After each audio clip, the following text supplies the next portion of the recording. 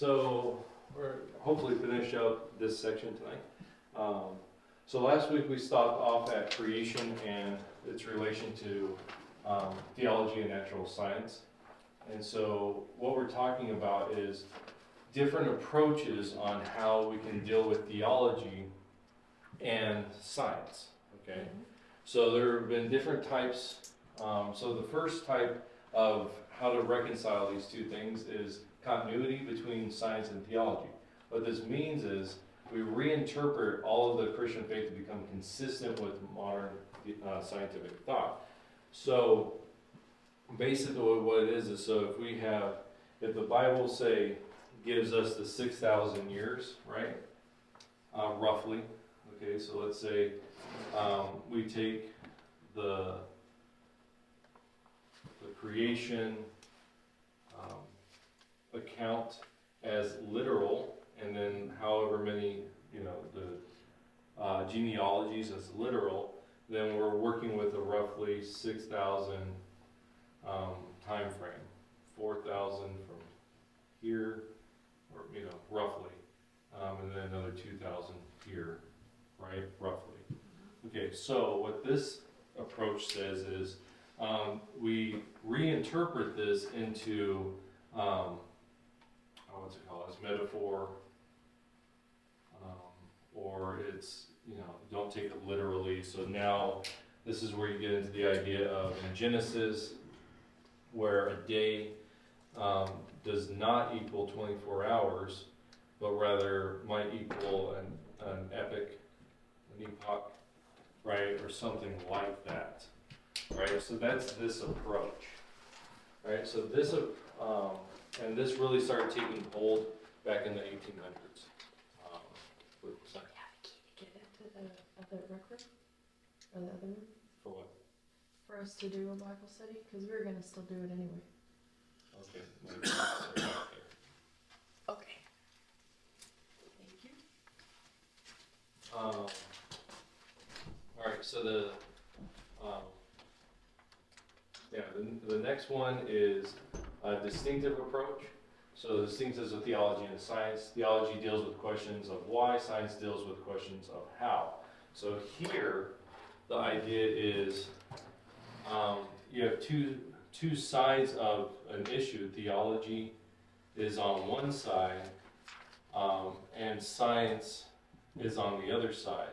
And theology is only dealing with the why questions. Why are we here? What's our purpose? Those types of questions. Where science deals with the how. So how did we get here?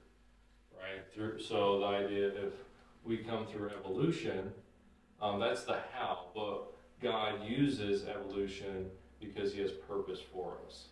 Okay, that's the idea. All right. So that's another approach. The third approach is the opposition of theology to science. So this one has a creation account, gives us a viable origin to the world, stands in direct opposition to Darwinian evolution and secular cosmology. So this one would say, no, this is true, and science has to conform to this. Okay, so these are different approaches. And so you'll see these people will be called creationists. These people will be usually maybe intelligent design, ID, intelligent design. And scholars like, what's his name? William Lane Craig will fall somewhere in this category. And William Lane Craig, he is probably one of the foremost apologists, Christian apologists that debates on a high tier level. Okay, so he wrote a book. I'm actually reading the book right now. Reading it is very loose. I'm trying to read. Well, I'm reading it, but I have to stop because I don't have time. I have about 4 or 5 books I read at once, and like 4 or 5 books I'm not reading at the moment. So this is Ken Ham. Would be a creationist that a lot of people know. But so these are 3 approaches, and these 3 approaches really started in the late 1800s when Darwinian evolution really started taking off. And so the church had to start going, okay, how do we deal with science, right? And so these 3 different approaches began to show their head. So you have creationists, you have these intelligent design, and then you have a person that will say it's intelligent design, but really we're talking past each other in the sense of science answers certain questions and theology answers different questions, right? So you come, if you're in this camp, you'd say, okay, science just tells us how the trees work, it doesn't tell us why the tree's there. So that's that idea, all right? So these are the 3 different ones. I fall into the creationist camp because I've done all this and I don't think that works. I do see something right here in the sense of, yeah, science can't tell us the why. It can only tell us how, right? But science only can get you so far no matter what. Because like there's a guy, what's his name? He's a Cambridge mathematician. He's a professor at Cambridge, mathematician. Not John Locke. His name's John, and I can't remember his last name. Anyways, he's an apologist, kind of by default. He just is a Christian, and because he's at such a high level of education, he'll have these debates. And so one of the stories he tells was he was given this lecture about believing in God, and afterwards a guy came up to him and said, do you really believe that? Right? And so he goes, or the guy says, how can you believe in a God that you can't see? And so he goes into energy. He's like, well, what's energy? Right? And the guy's like, well, it gives him a definition. He goes, no, but what is it? Because science doesn't know what energy is. It just knows of it. Like it sees the results. But what is it? Like the foundation of it, they still can't be like, this is exactly what it is. And so he's like, you believe in energy, why can't you believe in this? Right? So that was his whole thing. But anyway, so yeah, so this does have something to it. I don't agree with this, but yeah, these are just the approaches. I want us to understand the approaches that different people take to reconcile theology and science. So. Any thoughts on that before we move on? Just a clarification. So William Lane Craig, is he a creationist? No. Or intelligent? He would be an intelligent design that falls into some sort of camp of reinterpreting Genesis 1. Yeah. With a long time and a short time. Yeah, so, and this could be, there's a bunch of different interpretations of Genesis 1 we don't go into. There's a book called, what is it called? It's not Answers in Genesis. It's Genesis, the Genesis Debate. And it goes over the basic 3 ideas. And it gives the 3 arguments for it. And so, yeah. But yeah, there's ethics, there's the 24-hour interpretation, there's the epic interpretation, there's it's a complete metaphor, it doesn't mean anything, it's just, and there's more into that if you want to go deeper into the argument. And there's Genesis 1, 2, and 3 is actually really, like, there's a lot to Genesis 1, 2, and 3. More so, like, people spend their entire scholarly career working on one aspect of Genesis 3. Or Genesis 1 through 3. Like, there's a whole thing about temples and and tabernacles throughout the scriptures, like this theme of tabernacle, the presence of God. And Genesis 1 and 2 plays into, there's something to be said about that within Genesis 1 and the tabernacle language that's used in the rest of Scripture. So. It's also good to know that there are very high-level PhD scientists who are in the creationist camp. Yeah. The reality is your level of education does not put you into a camp. There are PhDs, astrophysicists that are in the creation camp. There are astrophysicists in there.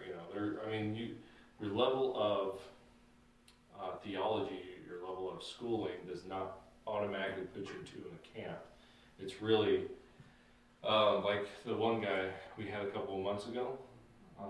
He was doing a talk and like he shared, we all have the same evidence as what how you interpret that. And so, So in my move, I was an evolutionist that became an intelligent designist, and now I'm a creationist because I just don't. So this, I don't think, in my personal opinion, isn't a salvation issue, but it does. There is theological problems when you don't take this literally. Like there's later in theology, there becomes problems with some of this part with the cross and things like that. When you reinterpret it at this point with ethics or just as metaphor. And there are a lot of problems with secular science and the assumptions that. So there's trying to fit this into the secular model there's also a problem. So, all right. So let's talk about God's action within the world. Okay. So God is at work. So in Psalm 135:6 it says, "Whatever the Lord pleases, He does in heaven, on earth, in the seas, and all the depths." So this idea is God is actually active in the world, but we need to look at something else. We talk about this in other areas, but we need to talk about deism because this is something that's big. So we're going to move forward in Christian theism, but we need to talk about deism real fast. Deism is a set of beliefs that believes that God created the world and set in place natural laws, which helped to develop without His continual presence or interaction. What that means is you can just think of it like a wind or clock. Okay, so deists believe basically God created the universe, wound it up like a clock, and set it in motion, and then has no interaction within it, or very little interaction in it, depending on the deist. Now, modern deism has with it the idea that God has no interaction, like zero. If you go back into the original deists, as they're coming into the Enlightenment period, there is interaction, but not on a scale of like a pure creation, a pure Christian theist, where God is constantly involved in the world. Okay, so deism just basically says God directs the path, but doesn't have like a personal relationship with you. Okay, that's like the original deism. And now more modern deists will say, no, He doesn't even have any interaction. Okay. So the question becomes, from deism, can God be eliminated from a deistic worldview? So once you get rid of the idea that God is active in the world, can you just nix Him from the interpretation altogether? And what we see when we do our world religions teaching, we actually see this. There is a thing to be said for, you have theism, deism, and then agnosticism, because you go, well, if God is gone and He doesn't need to be around, was He ever there in the first place? And that's agnosticism, right? It's when you start questioning, is God even there? And so there is a problem here, but this is a belief that's out there. And what I say is, Christians have the tendency to believe that God is a theistic God, a relational God, but they tend to act as if he's a deistic God, where he doesn't actually involve himself with us. And that's a problem. You know? So, okay. Then there's Thomanism, and Thomanism is what's his name? What is his name? I just lost his name. We've been talking about. Down in front? No. This is Thomas. Thomas Jefferson. no, Thomas Aquinas. Aquinas? Yeah. And no, it wasn't deist. Thomas Jefferson? Oh, Thomas Jefferson. I have issue with that. At one point, maybe. If you go back and read his last statement in the Congress, when they're deciding on the Declaration, not the Declaration, what's it called? The Constitution, he actually calls people to a relationship. So it sounds like he had a change of heart. Well, Or I somebody's think, lying about it. yeah, I think that what it is he wasn't like, I think if he's considered deist, he's one of those that's like, yeah, God directs. Right. You know, he might not have a personal relationship, but God directs some major events. But I don't think he's the deist that people make him out to be. Because he was like, we need to go to church. And we need to go seek God. You know, that was the last thing he said that's recorded in the Congress. So I have an issue with the. Okay. Yeah, It that was- was a rabbit trail. Yeah, but no, this is Thomas Aquinas. And this is just how he says he acts. And we've already talked about this. When we talked about him and philosophy, right? And Aristotelian philosophy. So he says God is the primary cause, right? He works in this world through secondary causes. Okay, so God creates, and then everything goes. It's kind of deistic, okay? But what Thomas would say is no, or Aquinas would say is that, but God works in these secondary effects. So one of these secondary effects causes the natural world realm. So one of the ways you could kind of think of this, so the 10 plagues, right, in Exodus, how were those done, right? And so there are different interpretations on how it was done. If you take it from a naturalist point of view, that God works naturally in the world, so maybe something along this line, that you could say, well, at the same time, because you know, in history they have said that, well, at the same time there was a volcano that erupted, right, that would cause some of these natural things. So that's what this is saying, that God works and does things at certain times through natural means. So how did he bring the locusts and the frogs and all that to Egypt? Well, he made a volcano erupt, and that naturally moved these things into that direction. That's one interpretation of how these things work. Does that make sense? Like that's what through these secondary causes types of things. So then, Jeremiah, how do they explain why it never affected those places, never affected the Hebrews? Well, that's Like, the what thing. would they say? Yeah, I so mean, how do they? well, that you would have to ask them. Oh, Yeah, because I'm just saying that this is one way of an interpretation. And if you want to get down into it, oh, God created in them, certain biological resistance or something like that, right? And so like the death thing, so they ate the lamb, right, before, well, that might have created certain antibodies within them, so they didn't, they weren't eating shellfish and things like that, so this is why they were able to sustain these things. So maybe something like that. But yeah, it'd be something natural. So like, that's why God calls them not to eat certain foods, right? Like pigs. Perfect example. Pigs would be, we can actually transmit, right? We can get diseases right from pigs because we're very similar in our immune systems.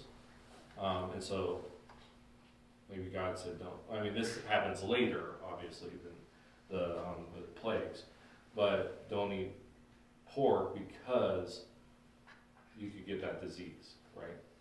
So, I think there is something to say for that, but I don't think that's how God works, but that's just the natural, how God works, right, type of thing. To me, the great flood could be a great example of how he used, Yeah, natural means, yeah. Right. yeah. So we can see throughout the scriptures possibilities for different things. So like the flood, there's try to be interpretations of how they used it in miracles, stuff like that, the naturalistic side of it. And so what it is, but it's coming from this place of this, right? How can we fit a miracle within a naturalist world, right? And so rather than a miraculous movement. So, and this is just kind of that thing. But the question becomes, so if God just kind of pushes the ball rolling and then kind of just knows when to, it's almost like, if you think about it like this, in Canada they have that, what's that game called, where they put the little thing down and they do the brushes, what's that thing called? Anyone know? Yes. Curling. We Yeah, do Yeah. that curling. here too. All right. What? We do that here too. Oh, we do that? Oh, okay. I didn't think Americans. Wisconsin. Yeah. The closer you get to them, the more they influence. But yeah, but you push it right, and what do? You use the brush, right, to, Friction. yeah, or whatever. I don't really know how to play the game. But the brush is used, right, to affect the thing. If you think of this like that, God pushed it and then can manipulate it to achieve his purposes, right? That's kind of the idea. So the question comes from this, so how in control is God? Right? Can he stop the thing from moving? Or does he have to allow it to go in order to do what he wants to do? That's the question I have from this, is how in control is God? And this becomes a sovereignty issue. And how sovereign is God? Well, we know he controlled the weather on with the wind and waves. Right. But he did use those natural things. That's right, I think that it can be a blend of, sometimes he allows natural things that bring about getting our attention. But also you have things like, but he's in control of that still. He's in control of 100%. But at the same time, you have these parting the Red Sea. You have, things that are unexplainable naturally. That it's almost like he stepped in or how about, was it in Joshua when they were fighting? Or when was it when he stopped the clock, basically just Yeah, the hold up the sun. he held the sun, kept the sun up. So that is basically almost contradicting the laws he put in place. You know what I'm saying? Like, Yeah. he is literally putting his hand out and saying, whoop, Right. I'm doing this right now. So what we're doing is we're just going into different approaches to Yeah. this, because this is theology. This is what influences things, and Thomanism is actually what influenced this stuff. So I think we need to know that to see where it comes from. Yeah. Okay. So that, because one of the big things that I have an issue with is when people say, so let's say the parting of the Red Sea, or not just that, but also the holding back of the waters of the Jordan when Joshua crossed. One of the things, if you read through you can come up with natural things. So for the Jordan River, there are times of the year when it will stop flowing. Like there are issues with the Jordan River that all of a sudden, it'll stop flowing for a while and then just come back because of environmental issues. For the parting of the Red Sea, if we go with the volcano interpretation, right, there might be a reason why the sea was low, and so in a sense it parted, right? But when you read the stories, right, there becomes issues within the story that would contradict them. So like walking on dry ground, that's an issue. And it's the Jordan, if you read the story with Joshua, the Jordan was at flood stage, not at low stage. So there's an issue there, right?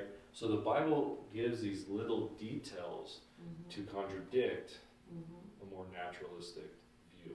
And so that's the issue. So when we're looking at these things, that's why it's so important to watch the details within the scripture, not just the overarching ideas, though that's important, but also the small details, especially in stories and the narratives. What's going on, not just what's being said, which we like to focus on, but what's going on in those tiny little details that the Bible gives. So, yeah. All right. There's another one.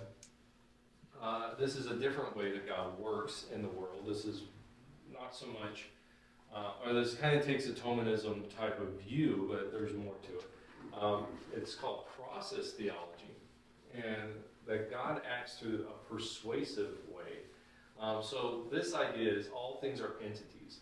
Okay, so the water bottle is an entity, we're entities, all these different things are entities.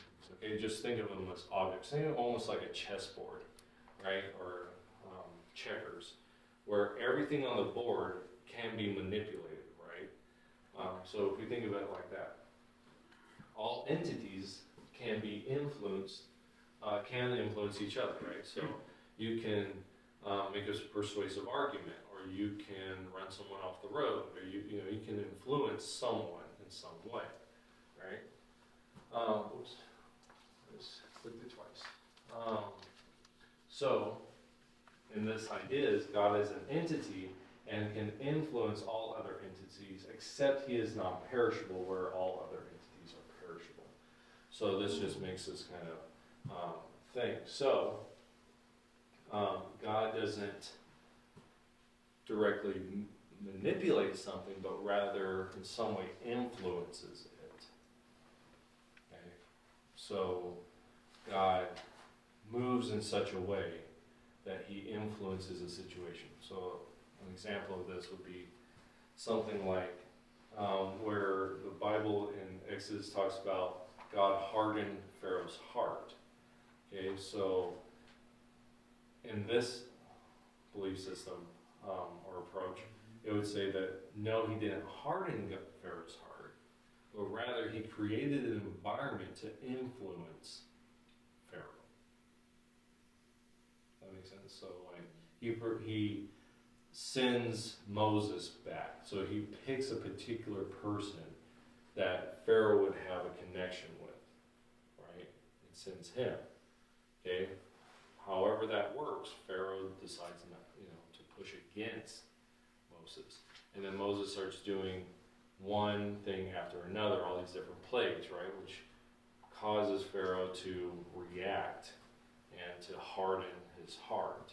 But finally, God says, okay, now I'm going to do this last one, which is the death of the son.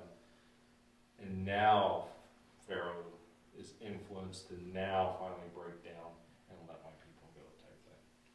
So that's this idea, is that God influences constantly. And then can be influenced, right? So when Moses, God's like, I'm going to kill all these people. And then Moses intercedes, right?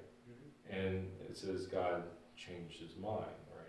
He didn't kill them, right? So this is the idea, is that even God can be influenced, though God is on a different level. So he's not just influenced all the time, but in specific circumstances. That makes sense? Okay.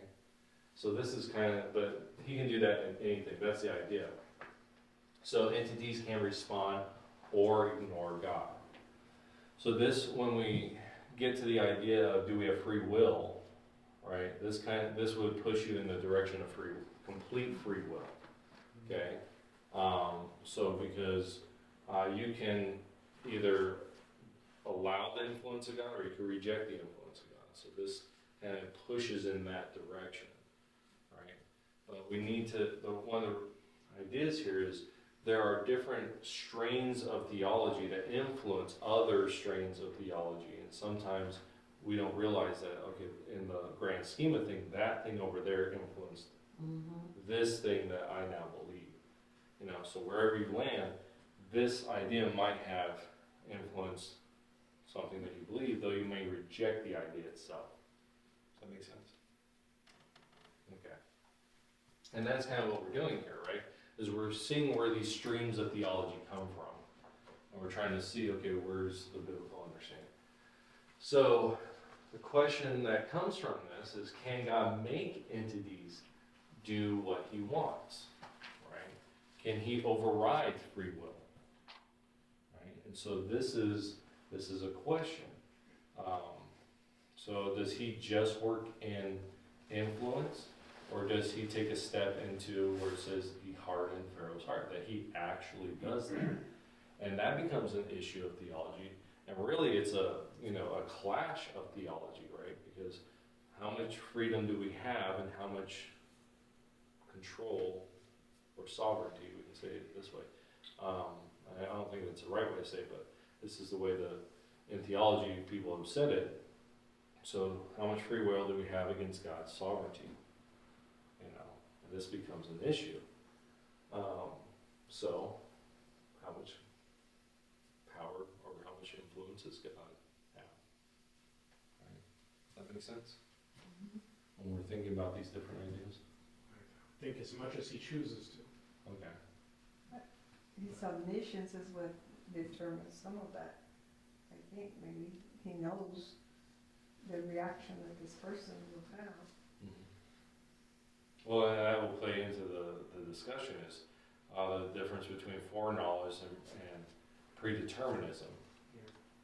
We'll talk about, I think, later on what predestination is, but there's a difference between predeterminism and what did I say? Predestination. Foreknowledge. Foreknowledge. Yeah. So foreknowledge both work within omniscience, but one, this is where this comes in. One says that God predetermined something, right? Meaning that he makes something happen. No matter what, he makes something happen. And the other one is that he has a foreknowledge of events or how something could work itself out, and therefore he works within that knowledge. I'm thinking in the Great Tribulation, he sends a great deception. And people believe the lie. I'm trying to remember the scripture, because they loved unrighteousness, or they loved. Yeah, so people make a choice, and God will, it seems like he will harden your heart or allow you to be deceived because of the choices you make at some point. It's probably I gotta put that, but Well, this is the struggle of Scripture. You know, and we'll get into it more in depth. But I want you to see from a creation point of view where these things are coming from. When we get to the individual theological issue of, like, say, predestination, it starts with creation. Like, how we view how God creates will eventually influence us on how we interact with God. yes, That's absolutely. true. Absolutely. So this is why creation is such a big, important issue, and why we're taking, it might seem like we're taking so much time on these issues, but what we're doing is we're setting the foundation of everything that comes in theology. And it starts with, okay, where's all this stuff coming from? The theological, the philosophical, all these things filter into our theology, even if we don't realize it. All right. There's another idea. It's called the point omega, and it was done by this Chardin. He had this idea. So he's coming now from this, right? From this side of it, where it's theology and science. Okay, they need to be change, right? Or theology changes the science. And he looks at it as, okay, God creates the universe to be in evolutionary process. And he calls this the point omega, right? So the alpha and omega, beginning and end. So the omega, the point omega, God has a purpose. I don't know if I put that. Yeah, God has a purpose, an end goal, right? And so kind of like Thomanism, God sets it in motion, but already because of certain things he does to set it in motion, it's going to end in a definite point omega, that place he wants it in. And so different levels of development rely on the evolution of other developments prior to it. And so, yeah, so all this is heading to that intended goal. And so he's kind of this down here, okay, how can we reinterpret, let's do science with the, or theology with science, and the evolution ends in a goal. And so the question then comes from it, does it seem like we are developing to become a better humanity, right? Because that is the goal, is to become a better humanity. And so this actually, we'll get into this in our end time stuff, but there are three basic end times views, and you have the premillennialists, you have the postmillennialists, and then you have the amillennialists. And postmillennialists had this idea that the church, all right, is to make the world brighter, right? It's to make the world brighter, and then Christ will come.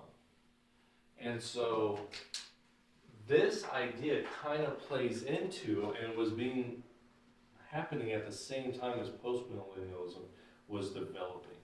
And so it kind of has very similar themes of there is a point of betterment ahead. Okay. So How does that work with the great falling away that the Bible speaks of before the man of perdition appears?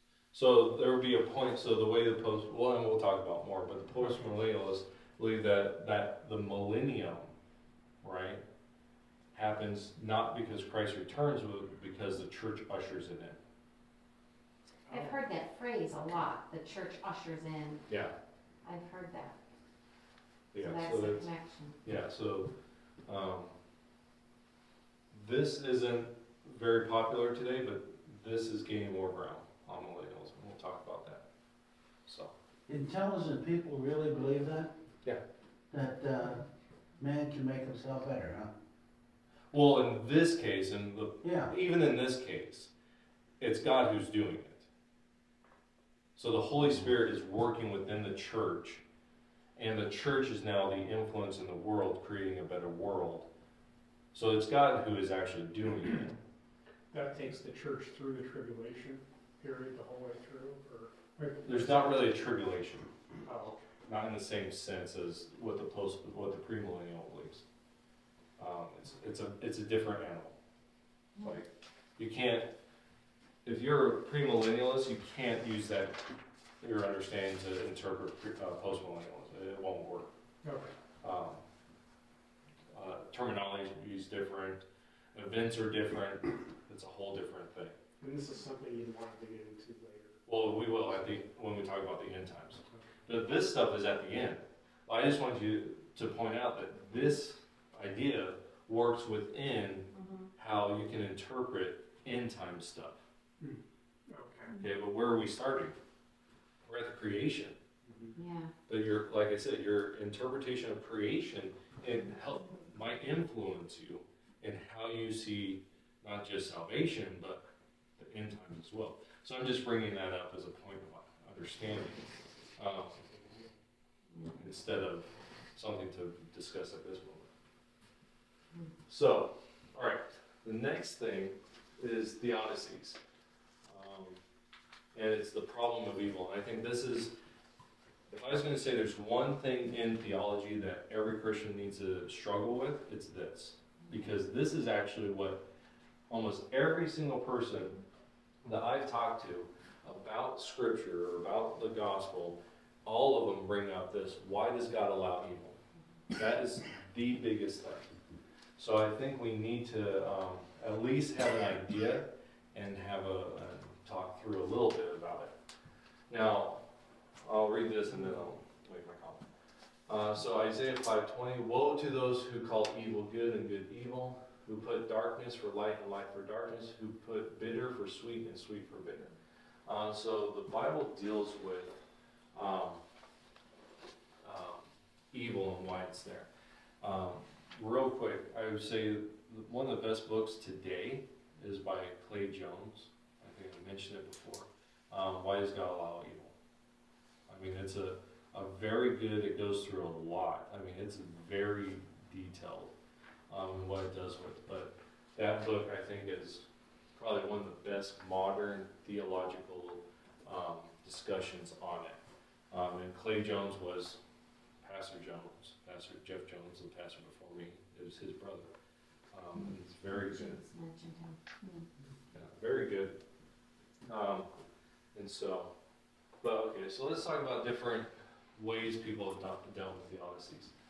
So this is Irenaeus of Lyons, and he said, humans are created incomplete, and to become complete, they need to have choice. Okay? So there's one thing that we talk about. Remember we talked about a little, I don't know if it was last week or the week before. Well, definitely not last week because we had a concert. But, we talked about what is the image of God, right? And we talked about how free choice, right, could be part of that image of God. That's what Lyons is coming from, this idea that, except he puts it as, we're incomplete until given choice. Okay? So in order to be a complete person, we have to have choice. All right? So, now this is where he takes that idea. God gives us the choice between good and evil. So this creates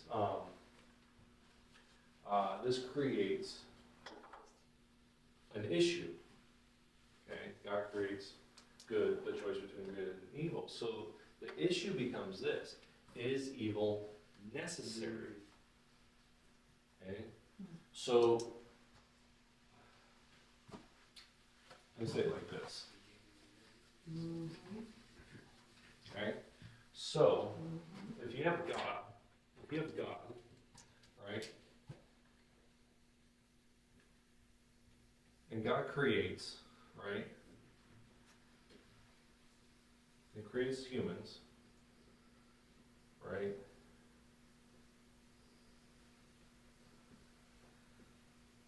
Does God create, so he creates, and the creation he calls good, right? Good. But then does God create evil? Say, so Satan, right? We'll just give him his horns. Okay. Does he create the evil so that we could have the choice? CHICE. Yeah. This is where the issue becomes. So now you might say, well, no, God didn't create evil. He created us to be good, right? But then we run into one of the zombies, right? And the omniscience, right? So he knew Satan would fall. He knew we'd choose the wrong tree.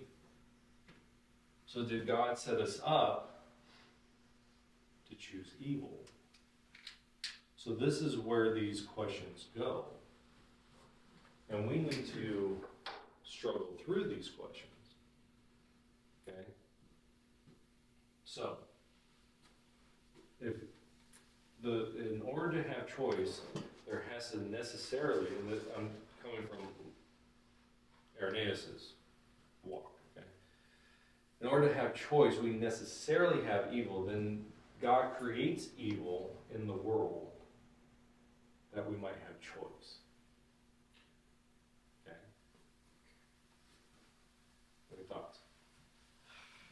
tree of the knowledge of good and evil wasn't in and of itself.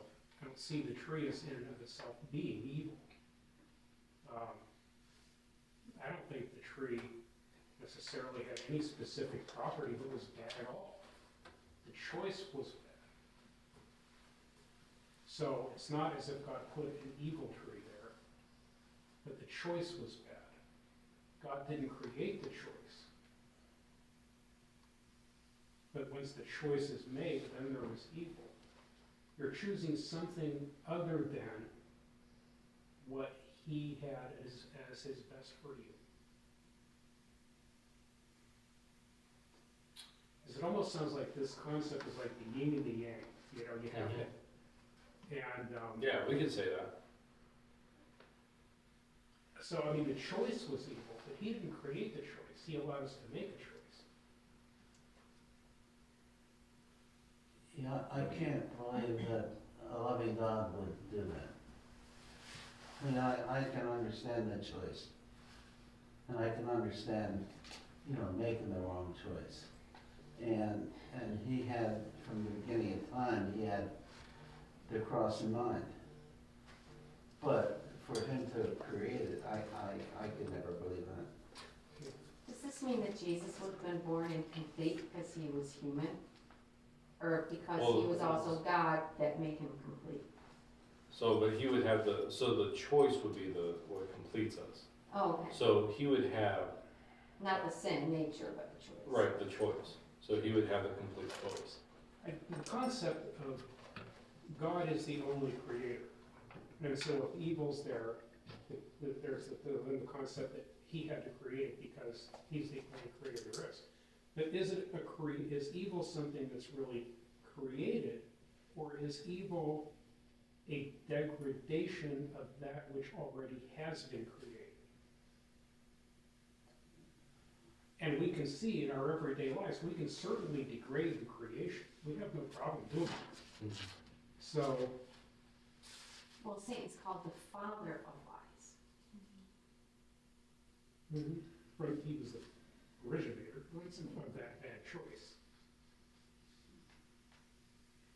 I see choosing other than God is what created that evil. Because he created us to live forever, for one. And once we chose other than him, he's like, I can't have you live in here because then you'll eat from the tree then you will live forever as sinful. God created us, he created Satan, obviously, and the evil was inside of Satan. I mean, it wasn't, he created, how do I?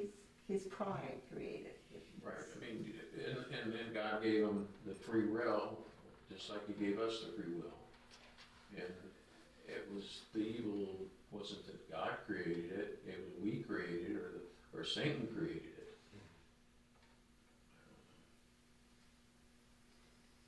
Like I said, I don't know that anything had to be created at all. Just Choosing what wrong. was created was distorted, was compromised by a choice. Right. By choosing someone other than God. But just giving us a choice. So if God didn't give us a choice, And if he doesn't give where's us a choice, he where's creates, evil come from? there would be no evil if there's no choice, I don't think. Okay. Because then he would have So this is puppets. so this is the issue, though, right? So what is evil?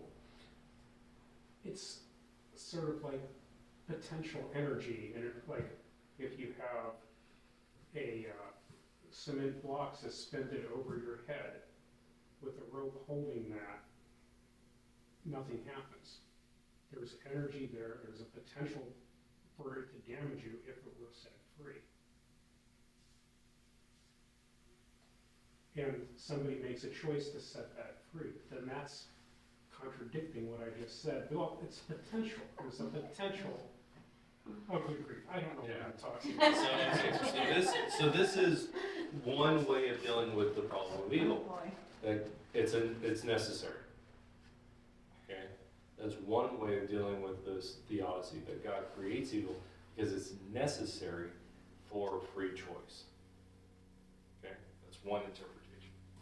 But Jeremiah, Yeah. isn't this like based on the idea that humans were created incomplete?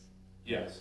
So if we weren't actually made incomplete, we were made whole, because that's how God created us, it was good, then none of this really, I mean, in order to fulfill the idea that we were created incomplete, Mhm. you would need choices, and then there's good and evil to make yourself complete. Correct? Yes. So if I say we were created complete in God, Mhm. then we don't need to make. So why would God give us a choice? He wanted us to choose him. Well, what's the point? If we're made complete, I'm just Yeah, playing devil's no, advocate. you're good, I'm fine Okay. with this. Why I would just see then us he all give together. us a choice that had the possibility, if we were made complete, right? Why would then he give us a choice that would make us fall? That would tarnish us? Because it apparently pleased him. I know that sounds odd, but he does what he pleases, that's where I Right. started.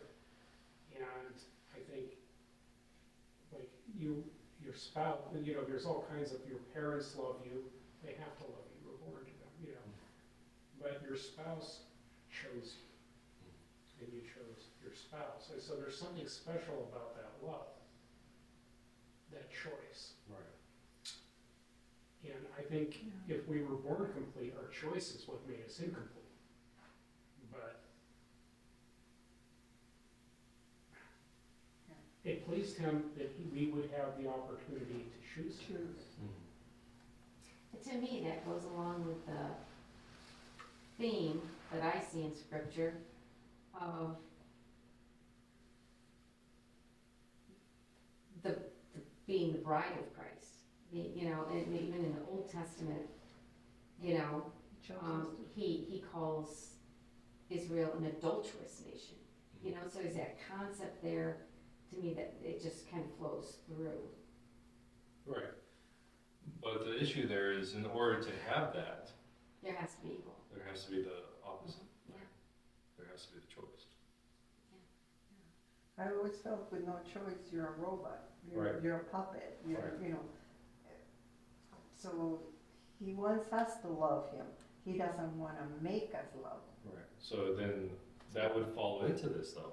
Right. That then he would have to create the Or at choice. least allow And, it. and I'm leaving a little bit back because I want to show my hand. Oh. But do you see what the I know, issue is it though, when we is. start thinking through this, Mhm. that choice, okay, that one, God gives us an opportunity for evil. Okay. So, We're the ones who are doing it.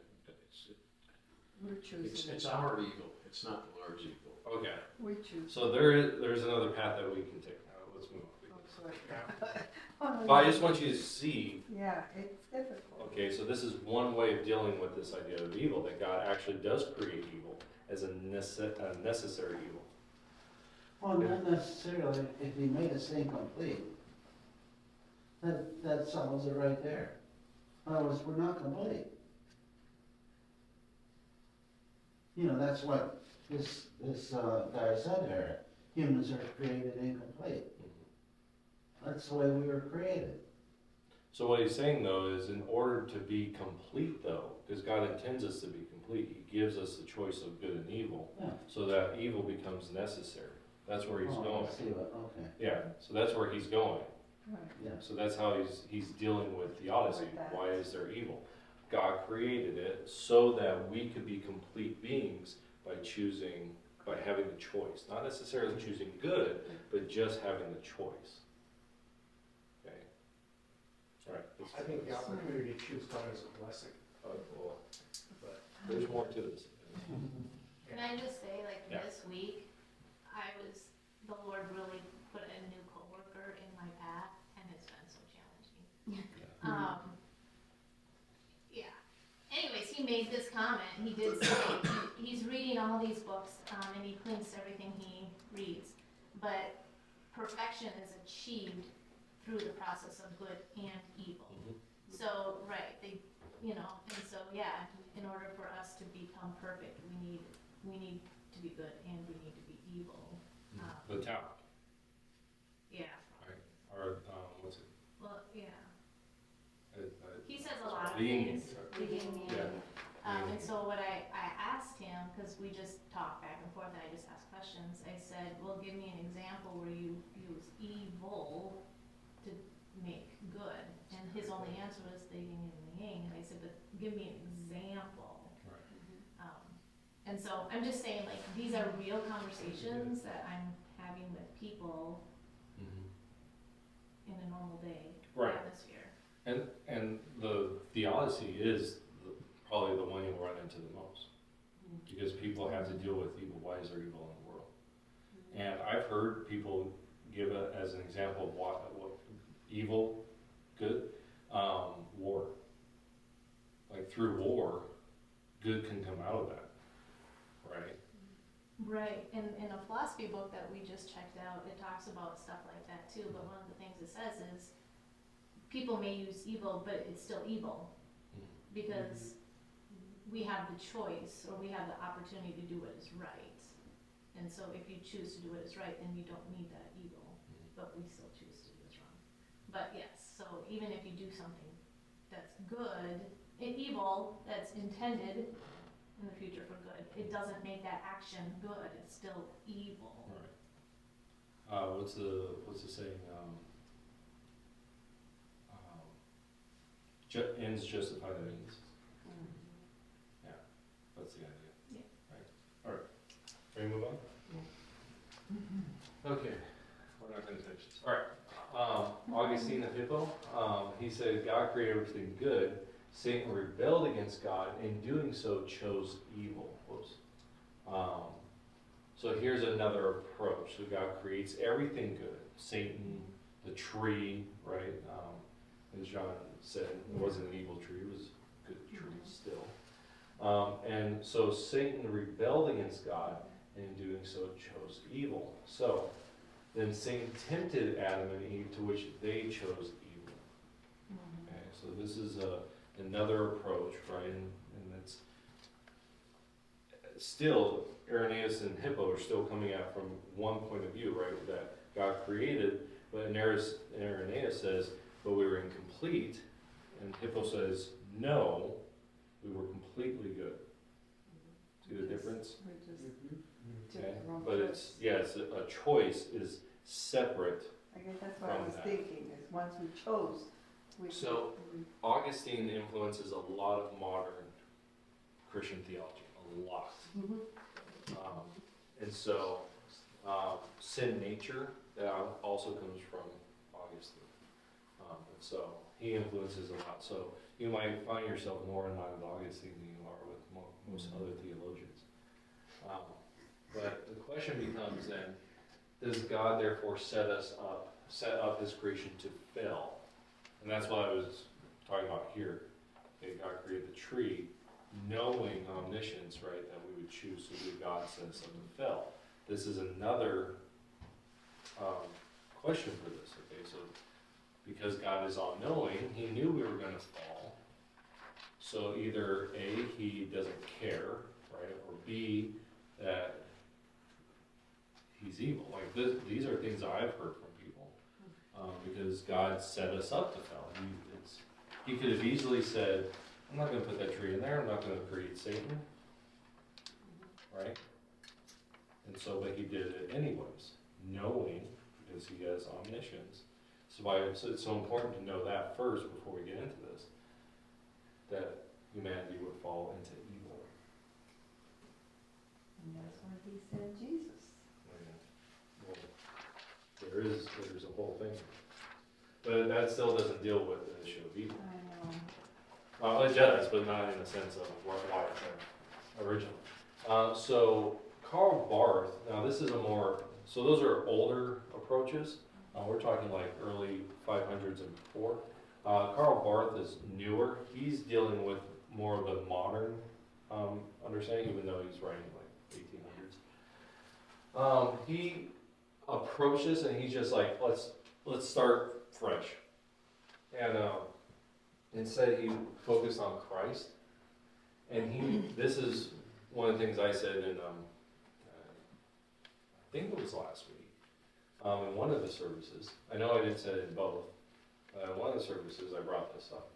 Karl Barth has the idea that evil is in fact nothingness, or what God did not intend of creation.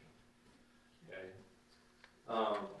Nothingness contradicts God's will, and everything that contradicts God's will is evil or sinful. And this is, so I want to show my hand now. This is, I agree more with Barth. So let's go back to this. What did God create Satan to be? Right? An angel. Yeah, he's supposed to be this angel, right? And I'm going to not do it right, but okay. He was an archangel. Okay. So he's supposed to be this great angel, right? And then because this is, I'm going to give you my interpretation of what happened. Satan wants to be on the same level as God. Not necessarily, we always think that he wants to overthrow God. I don't think that's actually what's going on in Scripture. I think he wants this Equal to. personal relationship with God. Something that God gives to humans.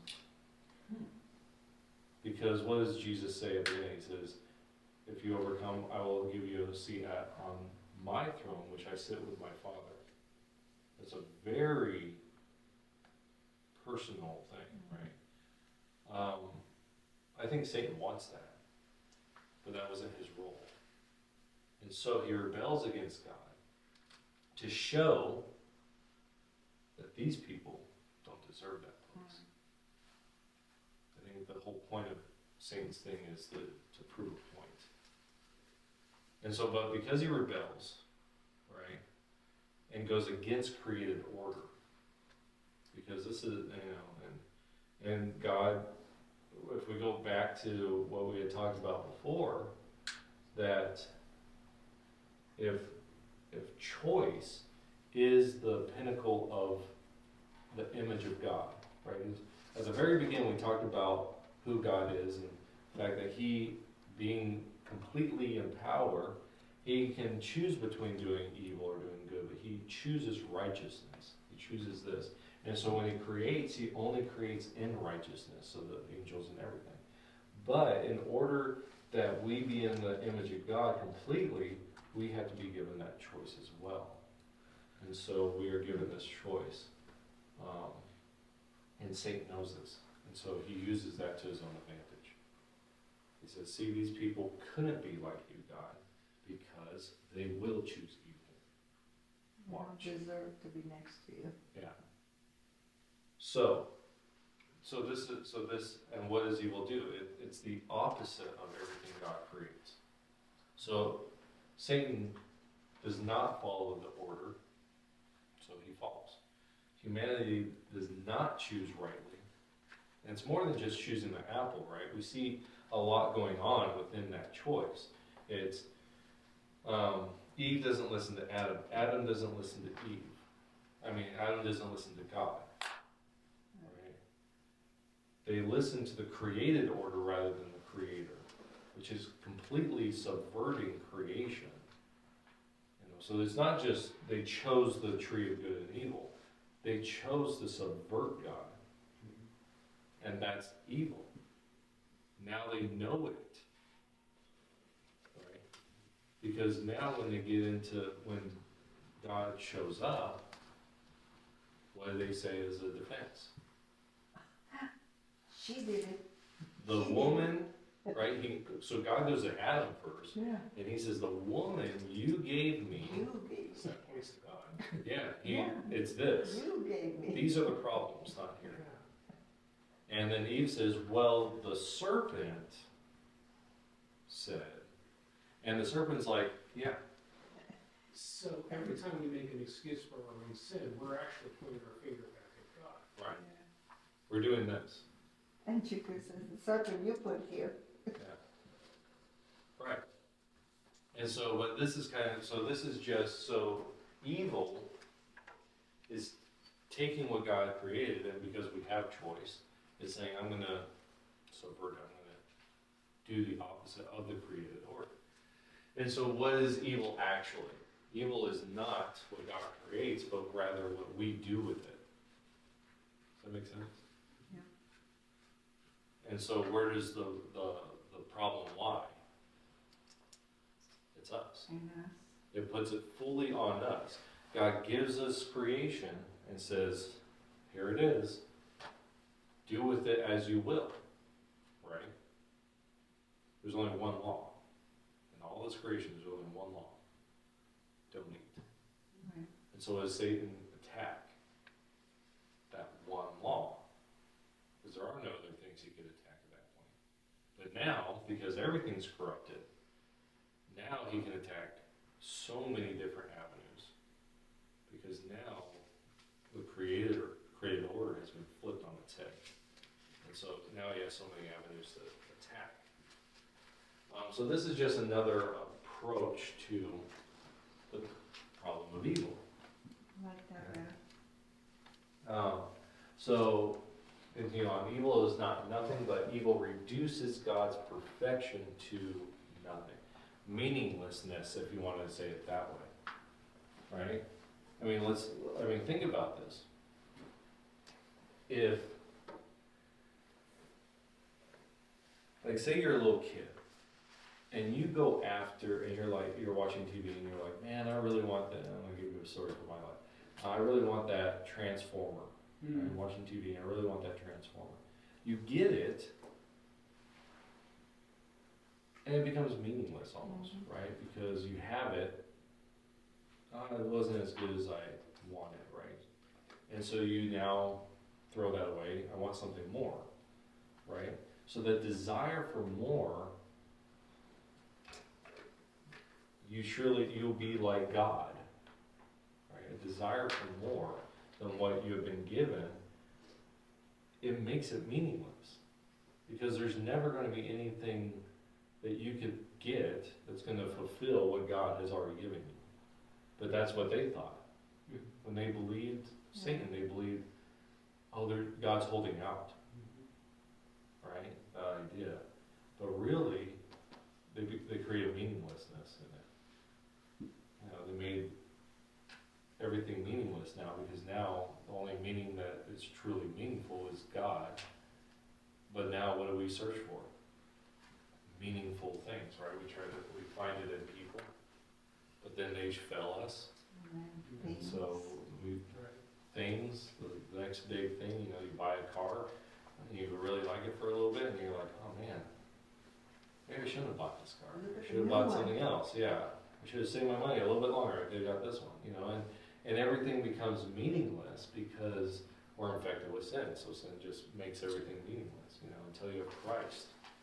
And now, oh man, I can go outside, and now it's meaningful, right? I can watch a sunset, and man, this is really important. Not just because it's beautiful, like you can find some solidarity, and anyone can. It's some solidarity, but no, because God created it, it gives it meaning, right? Where there was meaninglessness, and that's really what evil is. I mean, let's take war for example, right? Wars, we could say it has a meaning, right? Let's say World War II. There's meaning because we could overthrow, get rid of the Nazis, right? They viewed life as meaningless. The Nazis. Yeah. Oh, Yeah. 6 So million everybody- Jews, Yeah. They were less than. Yeah, they were less than us. The Japanese viewed the people the same way, right? Yes. The Chinese were less than them. Mm-hmm. War views life as meaningless. Not my life, Mm-hmm. but someone else. And that's sin, Yes. right? Not to love your neighbor. And so that's what evil is. It's the meaninglessness. It's making the other things meaningless. So what is a lie but to say the truth is meaningless to me because it doesn't help me? You know, what is adultery but saying that relationship is meaningless, this will give me meaning, right? That's what it is. It's trying to find meaning but never being satisfied because everything was meaningless because it's not in God. So, all right. A couple of last thoughts on this. There's a liberation theology, right? So you might have heard this. This is used in a lot of, especially predominantly Latin America. Will have a lot of liberation theology. The idea of suffering and evil can be seen in the struggle of the poor and the oppressed. So this doesn't so much deal with the theological issues, but deals with the more physical issues. They say that evil is poverty. Like that's what evil is. Evil manifested, if you want to say it like that. So what is real evil? It's allowing people to be oppressed. It's allowing people to live in a poverty state. So that's what real evil is. So it is the physical manifestation of the spiritual war that God is against evil. Is in against evil. And so you'll see this in, like I said, a lot of Latin American countries where people are oppressed, right? We'll see in some black churches will actually have liberation theology, and they'll connect themselves to Moses and the Israelites. So when you get slavery, right, liberation theology works good in the slavery mentality. And so that's where it is. It's in the poor, it's in the oppressed people. Process theology, we kind of hit on this before. Process theology, God gives up his power to coerce and opts rather than strictly persuades.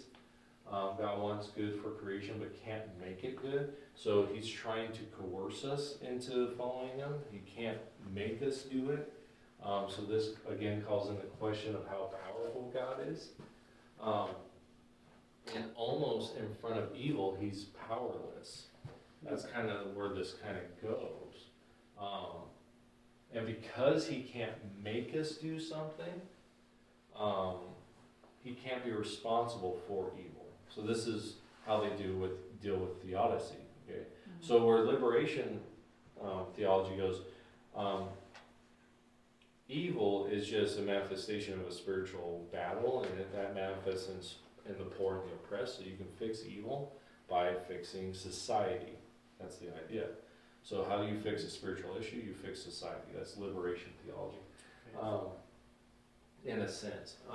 Where process theology just says, okay, God can't make us do anything. Therefore, he can't be responsible for evil. So it's trying to give God a complete way out. But the problem is, that's why we started with those omnis. Yeah, so omnipowerful, right? Okay, so that's an issue. And so if you hold to an omni understanding, which is a biblical understanding, is the omnis, then you have to struggle with this. But if you just say, well, God's not all powerful, and just throw that out, you don't have to deal with evil. Because God can't. Or you can't deal with it. You know what? Then he can't help us in our battle. Well, it leads to a lot of things, right? Yeah. So where does Jesus come in? Yeah. How does he free us from sin? Right. There's a lot of issues. Once you start taking out some of the basics, concepts of who God is, to try to fix other problems in theology, you create greater problems. Right? And so you have to keep what the Bible teaches and then deal with these other issues that are more mysterious, really. I mean, where does this, and this is the free will predestination debate when that comes into it, because you got to deal with those. And one of the good things I think about it is the people that are dealing with that predestination free will stuff, they're dealing with based on the same foundation. Usually when you talk to someone who holds to, or doesn't matter if they're free will or predestination, usually they'll hold to still God is omnipresent, God is omnipowerful, God is omniscient, or all these different things. And they're struggling with this part, which is good. I think that's a good place to struggle, rather than just being like, let's just throw out God's attributes. It's scary. Yeah, because that leads you in a lot of really bad spots down the way. It's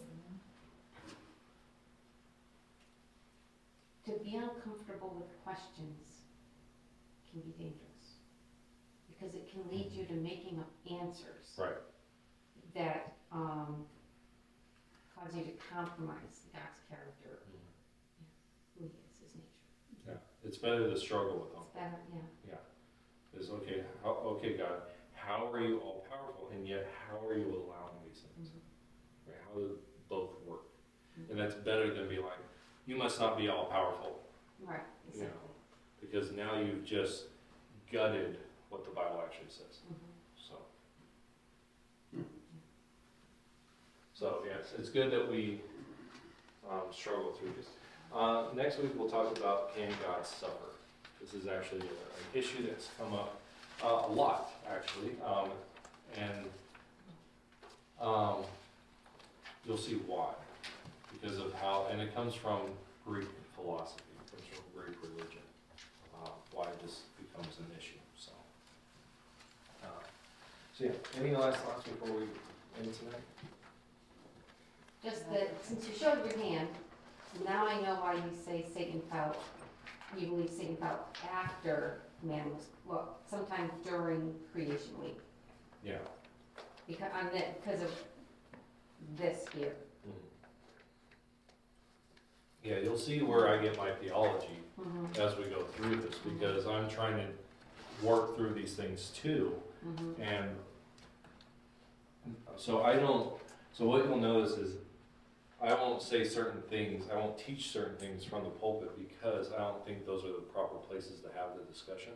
So we work through in like places like this, but you'll see that I do teach those things, but not like, I won't say this is when Satan fell, Mm-hmm. because I don't think that's I think that's a debatable thing. So at the pulpit, I don't teach that. I don't even teach it here when he does, but rather let's struggle through that. Mm-hmm. But here's why I believe certain things, because as we walk through theology, yeah, and I'm not saying that on these issues I'm right. There's only certain issues I'll say I'm right on, and those are core teachings like God is creator, omnipresent. Those are core, not what was the timetable of Satan falling. Like, I think that's a secondary issue. Actually, it's probably a third issue, third area. But it makes sense. But don't take that, what I said, as gospel. Right. Okay. It said that This God is- is, Yeah, take this as gospel, don't Right. take my interpretation of the things as gospel. Okay, That's it. so tell me if I'm wrong, if you think I'm wrong. Okay, so God gave us choice. Okay. Okay. But when it comes to did he create good and evil, I stopped listening a little bit ago, sorry, because I'm like now looking things up in Genesis because I'm trying to figure this out. So you might have said something and I apologize if I didn't hear you. But, so there's not really such a thing as darkness. Darkness is the absence of light. Hate is the absence of love, right? Like, if cold is the absence of heat. Right. So when you have, is evil, like evil is the absence of, now I've already forgot what like The absence of good or good. obedience or, you know, whatever. And so like God gave us choice, but it's not necessarily he created the evil, because it's just the absence of good. Like as a Christian or anyone, you can't, there's no fence to stand on. You are either for God or you're against God. And when you obey, you're turned towards God. Any disobedience is turned from God. Every choice you make in life, you either are working for or towards the kingdom, or you're working against the kingdom. And everything you do in front of people, you are either drawing them to God or you're turning them from God, but it's all by, what we do. So it's not necessarily, like, am I right in this? Like, evil isn't, evil's a thing. We see the results of evil, like the results of disobedience, but it's more like a consequence. It's the absence of obedience or good, correct or not really? I wouldn't say it like that, but I wouldn't say it's wrong. I would say that evil is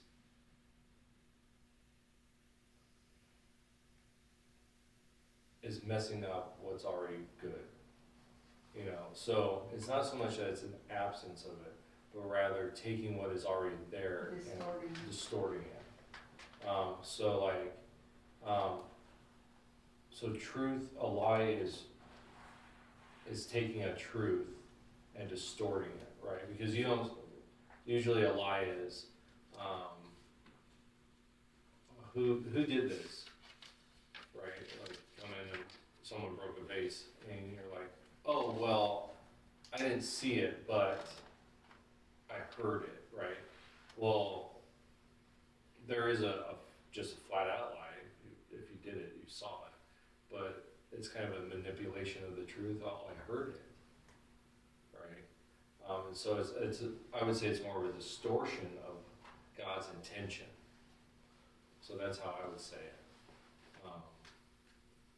But it is an opposite. The only problem with opposites is not all opposites are bad, and not all opposites would, so like the idea of cold and hot, like that's an opposite, but one's not sinful, one's.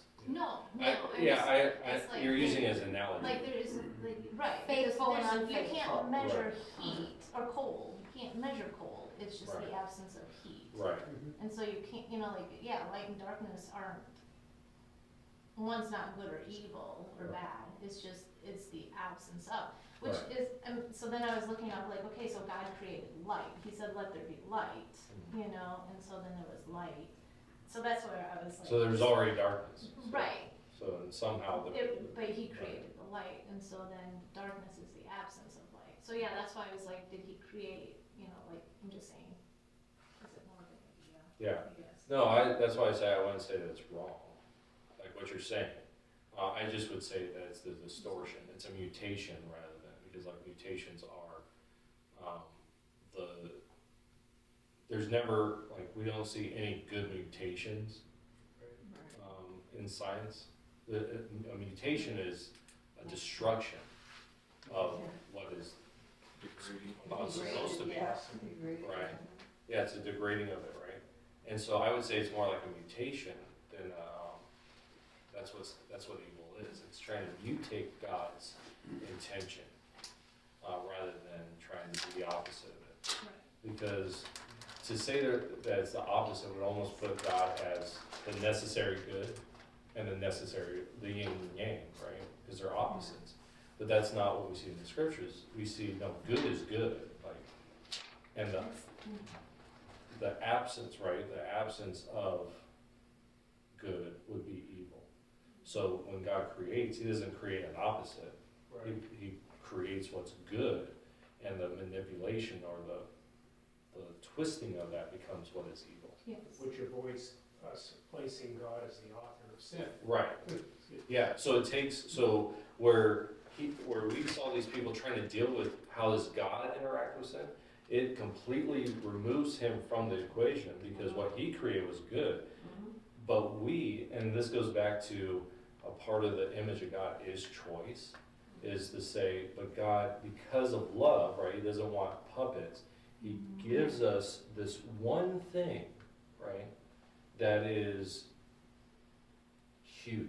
Like, no one has this, like no animal has this ability to choose, not just like regular choice, right? Like, am I hungry or am I not, right? Those little things. Do I want a banana split or do I want, a salad, right? Some people did not do that ability. Yeah.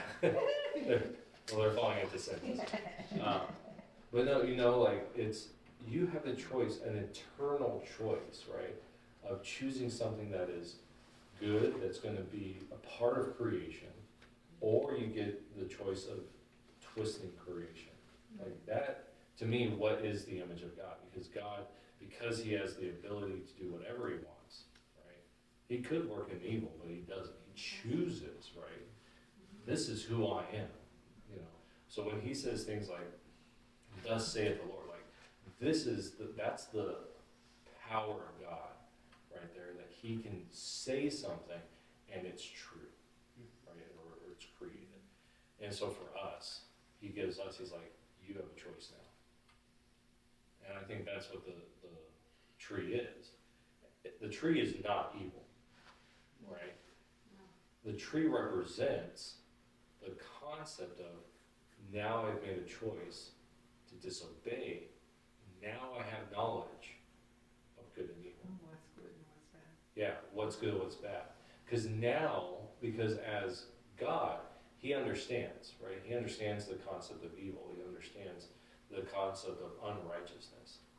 But as Adam and Eve, they don't have that concept, right? They're innocent. They don't have the concept. But he gives them the choice to have the concept. And that, I think that's that's what makes it the image of God. And now, once they have the choice, not that they ate the fruit, like the fruit that has no, it has purpose, but it's not the issue. But by doing what God did not intend, right, eating the fruit, now they have the knowledge of good and evil.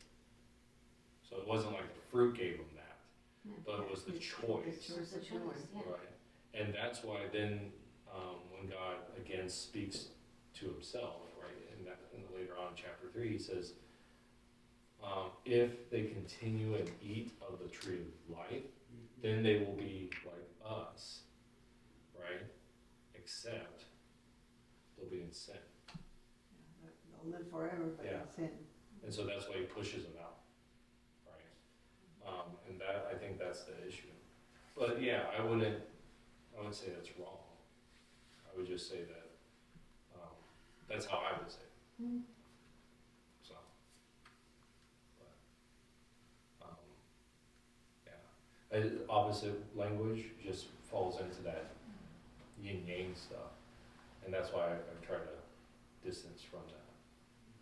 So, I rather use mutation language or something like that, so. Yeah. But, yeah. I'm more comfortable with feeling like what you just said, like where you come from. Yeah. I'm more comfortable with that. Yeah, but I mean, it doesn't. I know, it's just because Yeah. that's kind of how I always felt that way. Like, Yeah. Well, that's how I see it in scripture, like, it's not, yeah. because people have this concept that Satan is God's opposite, Mm. and he's not, like, he's not even on. So in the video games or in other things, we talk about tiers, right? And S tier is like the top tier, like the best, and God is S tier, and then you have A tier, which is, you think it'd be the best, but it's not for some reason. Anyway, there is a thing behind it. But Satan's like A tier. Like, there is no one on S tier except God. And Satan's below that, so. That's how I say it to video game people. They're like, oh yeah, I get that. I get that. I'm like, we're on B tier. And then I tell them, you're like on B tier. We're on the B team. It's we're the angels in the tier, because the Lord is on the top. And the angels are subservient to him forever. Yeah. And where we can be not on the top tier, but we can be even, we're looking at them. Well, it says, And so we're actually We can sit next to them. we can go higher than the angels as far as it seems. so if I was using that terminology, this is how I would say it. I would say God's S tier, and we were supposed to be A tier, and the angels were supposed to be B tier. But when we fell, we became C tier. But he raises us back above the angels. Back to A. Yeah. No wonder Satan's mad. Yeah, well, that's what I'm saying. Like, I think that he wanted to be Yeah. in A tier, not so much S tier. Like, I think he has that concept that I can't be God, but I want that relationship with God. Well, that- isn't that seen in Isaiah, where it's talking about, oh, you who have fallen, like, where it's I think talk, it's Ezekiel. is it Ezekiel? I think so. It's a big portion, it's talking about Tyre and all this. And that's where pride comes in. It's okay, I get Isaiah and Jeremiah mixed up all the time. I never Well, I mean, No. last week you were right, so, or 2 weeks ago you were right, so I don't know. Now your question, now. Well, the reason that we studied Now I Isaiah messed all up. summer long, and that's why I'm thinking it's Isaiah, but I could be wrong. But anyhow, that concept is in there. Mhm, It's not the concept of being above God. right, That's not the Equal concept to. that's in there, yeah, it's equal to. yeah. Yeah. I don't think Satan has the delusion of, I can be better than God. I think he has the desire to be what humans are supposed to be. Not equal in the sense of deity, but equal Right, in the but sense equal in standing. of a son. Which Yeah. is why then Job, the beginning of Job, it kind of fits with your thought there, saying, because Satan's like, well, no, actually, Jesus, God brings It's it up. God that brings it God up. brings it up, not And that's the Satan. thing, is Satan's like, yeah, I've just been walking back and forth, and God's like, well, have you seen, it's Yeah, almost like God, brings it up. God's challenging him to be like, hey, have you seen this person who I think is So God righteous? brought it up. You know, I think God kind of prods Satan at that point, Mm. you know, and, And he hooks. oh yeah, Satan's like, well, yeah, but you've given him everything. Good, that part, Yeah. that part. Yeah, so he has this thing like, yeah, well, if you just, you know, stay your hand, man, he, you know, and that's why I say, I think he's trying to show God, these people aren't good, They're they're not not what you think they are, you know, type of thing. So I think that's why he's called the accuser, right, because he's not, yes, he's the father of lies, he's these things, but he's trying to mess us up in our relationship with God. You know, and what does he do with Jesus? He tries to mess up that. And what's interesting is Satan never challenges his deity in the sense of like, oh, you're not God, but rather he's like, he starts out with like, let's talk about your deity, right? Like, you could turn these rocks into loaves of bread. And you can call You a could- legion of You can, angels. yeah, you can call angels down, you can do all these things. And then, but each one represents a different type of savior, right? A savior who just works in the physical, a savior who just works in the spiritual. And then the last one is like, Satan brings him up to the thing and he says, see all these? I own this, right? You just have to bow to me. Like, it's like, you know, and that's the only place where I could see this idea of being higher than God. I think it's more of like, follow my, you know, breaking God, breaking the Trinity in a sense. You know, if you follow me, we could really show us. Well- Making the son more subservient Yeah. rather than. But here, what was the concept that I heard recently that it was, man was given dominion over the earth. But when he fell, he more or less Gave it up. gave it up. Right. Gave up that dominion, and that's where Satan is coming from there, that he has dominion. Well, God, Jesus, his whole purpose was to redeem us, and more or less, I think within that, it's putting dominion back in our hands.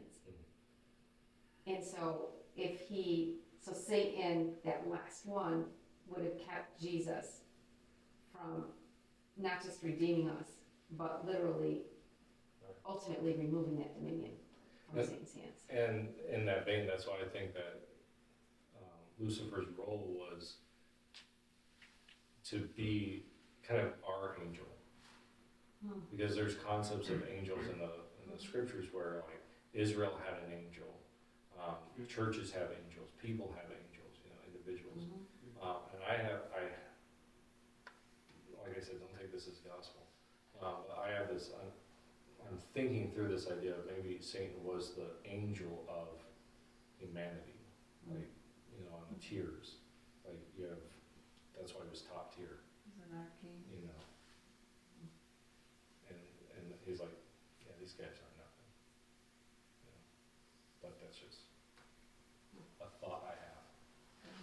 are nothing without Christ. Yeah. Yeah.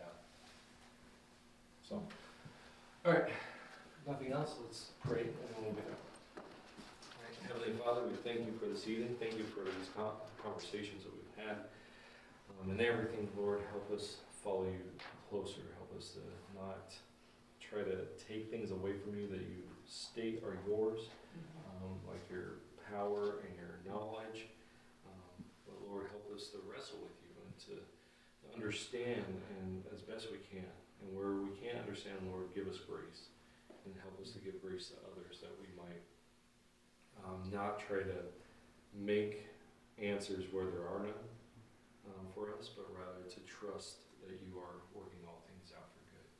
And so, Lord, we just thank you. I pray for everyone in here that you keep them safe, keep them protected, and move them closer to you this week. So I ask all this in your Son's name. Amen.